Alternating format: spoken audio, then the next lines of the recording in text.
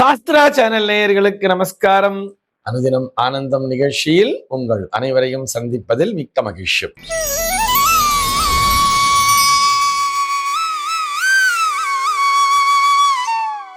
இன்று 23/7/2026 இந்த நாள் குறித்து பஞ்சாங்கம் என்ன சொல்றதுன்னு பார்க்கலாம் வாங்கோ. இன்றைய தினம் பராபவ வருடம் ஆடி மாதம் 7ஆம் தேதி வியாழக்கிழமை. திதி பார்த்தோம்னா வளர்பிறை நவமி திதி காலை 7:03 வரைக்கும் இருக்கு. அதனைத் தொடர்ந்து வளர்பிறை தசமி திதியானது வந்து விடுகிறது. இன்னைக்கு நட்சத்திரம் பார்த்தோம்னா விசாகம் நட்சத்திரம் இரவு 1:40 வரைக்கும் இருக்கு. அதனைத் தொடர்ந்து அனுஷம் நட்சத்திரம் என்பதும் வந்து விடுகிறது. நாள் முழுவதுமே ஒரு சித்தயோகம் கூடிய நாளாக அமைந்திருக்கிறது. இதுபோக பஞ்சாங்கத்திலே வரக்கூடிய யோகம் அப்படின்னு சொல்லி பார்த்தோம்னா இன்றைக்கு சுபம் அப்படிங்கிற ஒரு நாம யோகத்தை கொடுத்திருக்கா. கரணம் பார்த்தோம்னா கௌளவம் அப்படிங்கிற ஒரு கரணம் காலையில 7:03 வரைக்கும் இருக்கு. அதனை தொடர்ந்து தைத்திலம் அப்படிங்கிற ஒரு கரணமானது வந்து விடுகிறது.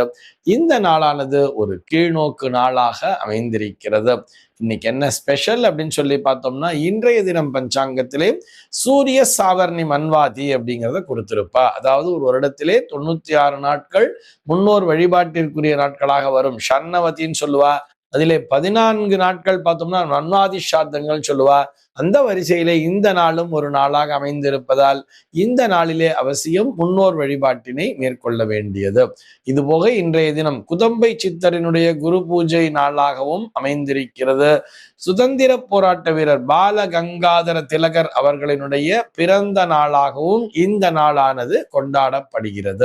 சென்னையை பொறுத்தவரை இன்றைய தினத்தினுடைய சூரிய உதயம் என்பது காலை 5:55 சூரிய அஸ்தமனம் என்பது மாலை 6:34 சம்பவிக்கிறது. இன்றைய தினத்தினுடைய நல்ல நேரம் அப்படின்னு சொல்லி பார்த்தோம்னா காலை 9 மணி முதல் 10 மணி வரையிலும் மாலை 4 மணி முதல் 5 மணி வரையிலும் நல்ல நேரமே. சென்னையை பொறுத்தவரை இன்றைய தினத்தினுடைய ராகு காலம் என்பது மதியம் 1:50 முதல் 3:25 வரையிலும், யமகண்டம் என்பது காலை 5:55 முதல் 7:30 வரையிலும், குளிகை காலம் என்பது காலை 9:05 முதல் பகல் 10:40 வரையிலும் சம்பவிக்கிறது. தினாந்தம் பார்த்தோம்னா இன்றைய தினம் இரவு 1:40 கொடுத்திருக்கா. சூலம் பார்த்தோம்னா இன்றைக்கு தெற்கே சூலம் மதியம் 2:21 வரையில் அந்த சூல தோஷம் என்பது உண்டு. அதற்குரிய பரிகாரமாக நல்லெண்ணெய் தானம் விடுத்துவிட்டு தெற்கு திசையை நோக்கி பயணிக்கலாம் அப்படிங்கிறதையும் சொல்லி இருக்கா.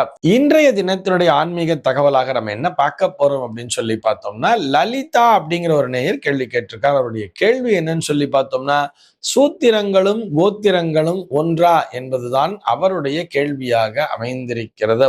அவருக்கு நேரடியாக விடையளிக்க வேண்டும் என்று சொன்னால் நிச்சயமாக இல்லை, இவை இரண்டும் வேறு வேறுதான். அதிலே எந்த விதமான சந்தேகங்களும் வேண்டாம். இதுல கோத்திரங்கள் அப்படின்னு சொன்னா நம்ம எல்லாருக்குமே தெரியும், ஏதோ ஒரு ரிஷியினுடைய வழித்தோன்றல்களைத்தான் கோத்திரங்கள் என்ற பெயரிலே சொல்லுவார்கள். அதாவது இப்போ பாத்திரம் அறிந்து பிச்சையிடு, கோத்திரம் அறிந்து பெண்ணை கொடு அப்படின்னு சொல்றா இல்லையா. ஒரே கோத்திரத்திலே நிச்சயமாக சம்பந்தம் பண்ணக்கூடாது. சகோத்திரம் என்று சொன்னாலே, சகோத்திரம் சொன்னா ஒரே கோத்திரம், சகோத்திரம் என்று சொன்னால் அது சக உதிரமாக வந்துவிடும், சகோதரனாக பார்க்க வேண்டியது. அதனால ஒரே கோத்திரத்திலே, அதாவது ஒரே ரிஷியினுடைய வழித்தோன்றல்களிலே திருமண சம்பந்தத்தை செய்து கொள்ளக்கூடாதுன்னு சொல்றார். இந்த கோத்திரங்கள் என்று வரும்பொழுது அதில் 100கணக்கான கோத்திரங்கள் என்பது உண்டு. இதை குறிப்பிட்ட எண்ணிக்கையிலே நாம் வரையறுக்க முடியாது. நிறைய கோத்திரங்கள் என்பது உண்டு. ஆனால் இதுல பார்த்தோம்னா வேத மரபிலே சப்தரிஷி கோத்திரங்கள் என்று சொல்வார்கள். பேசிக்கா பார்த்தோம்னா ஒரு சப்தரிஷிகள் சொல்வாங்க. அந்த 7 ரிஷிகளினுடைய அடிப்படையாக கொண்டு கோத்திரங்களை வைத்திருப்பார்கள். இதுல பார்த்தோம்னா அத்ரி, பிருகு, அங்கீரசர், வசிஷ்டர், கௌதமர், கஷ்யபர், பாரத்வாஜர்னு சொல்லிட்டு பின்னாளில் விஸ்வாமித்திரரையும் பிரம்ம ரிஷி விஸ்வாமித்திரரையும் சொல்லி இந்த கோத்திரங்களினுடைய அடிப்படை ரிஷியாக வைத்துக் கொள்வார்கள். ஆனால் இதை பேஸ் பண்ணி நிறைய கிளை கோத்திரங்கள் நிறைய பிரிஞ்சுட்டே போகும். நிறைய 100கணக்கான கோத்திரங்கள் என்பது உண்டு. அதாவது இந்த ரிஷியினுடைய வழித்தோன்றல்கள் சொன்னா இந்த மகரிஷிகளுக்கு பிறந்தவர்கள் தான் என்று எடுத்துக் கொள்ளக்கூடாது.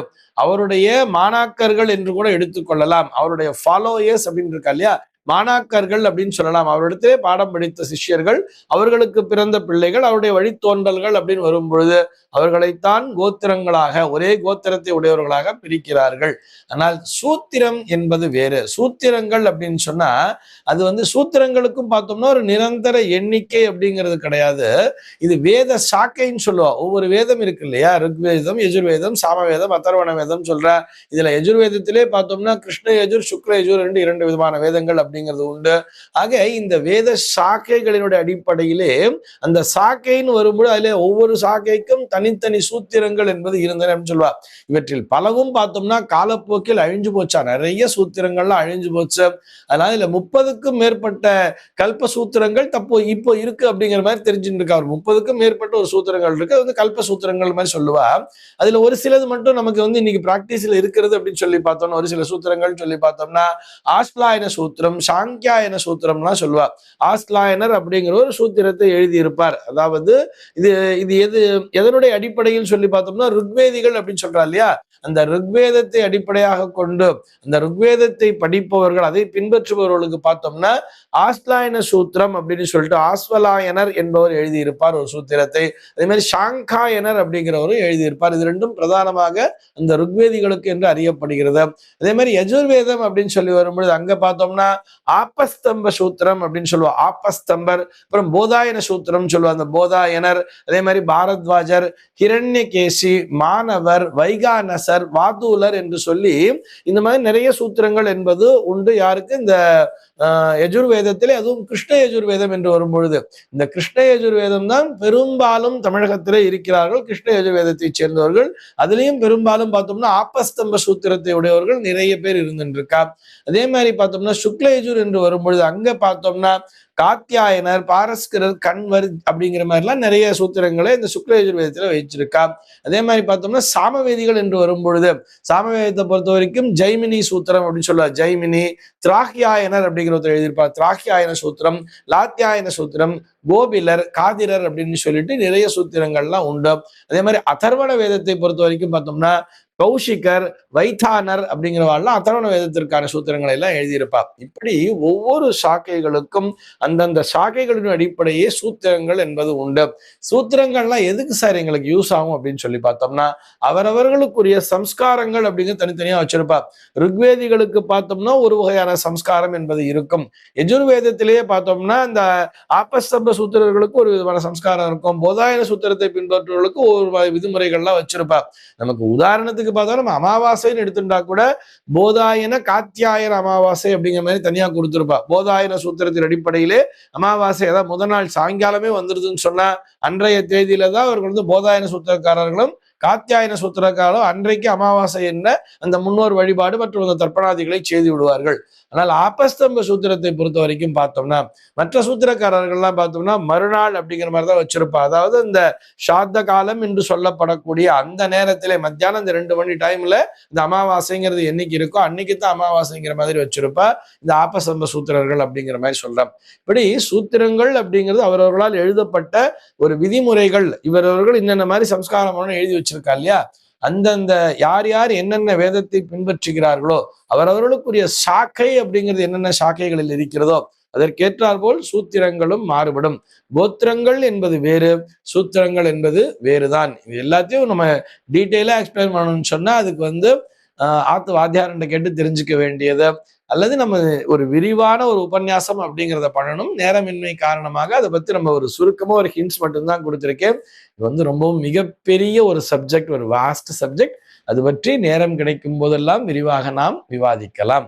இந்த தகவலோடு இன்றைய தினம் உங்களிடமிருந்து நான் விடைபெற்றுக் கொள்கிறேன்.